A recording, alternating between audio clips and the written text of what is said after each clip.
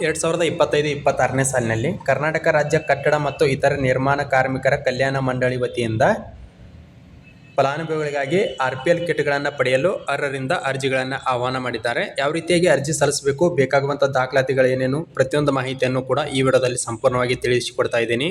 ಕರ್ನಾಟಕ ರಾಜ್ಯದ ಎಲ್ಲ ಜಿಲ್ಲೆಯ ಕಾರ್ಮಿಕರು ಕೂಡ ಈ ಒಂದು ಯೋಜನೆಯ ಲಾಭವನ್ನು ಪಡೆದುಕೊಳ್ಬಹುದಾಗಿರುತ್ತೆ. ಆದಷ್ಟು ಬೇಗನೆ ಎಲ್ಲರೂ ಕೂಡ ಅರ್ಜಿಗಳನ್ನು ಸಲ್ಲಿಸ್ರಿ. ಇಲ್ಲಿ ತೋರಿಸ್ತಾ ನೋಡ್ಬೋದು, ಲೈವ್ ಪ್ರೂಫ್ನಲ್ಲಿ ಕೂಡ ನಾನು ನಿಮ್ಗೆ ಮಾಹಿತಿಯನ್ನು ತೋರಿಸ್ಕೊಡ್ತೀನಿ.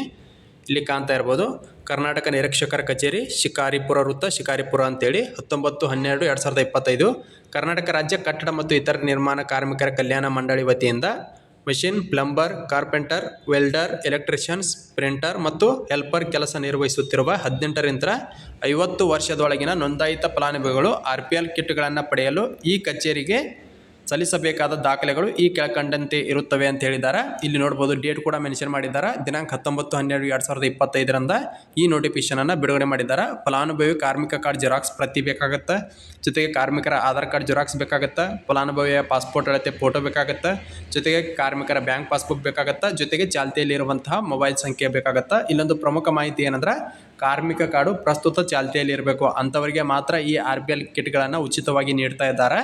ಇನ್ನು ಅರ್ಜಿ ಸಲ್ಲಿಸಲು ಕೊನೆಯ ದಿನಾಂಕ ನಾಳೆ ಕೊನೆಯ ದಿನ ಆಗಿರುತ್ತೆ. 24/12/2025 ಕೊನೆಯ ದಿನ ಆಗಿರುತ್ತೆ.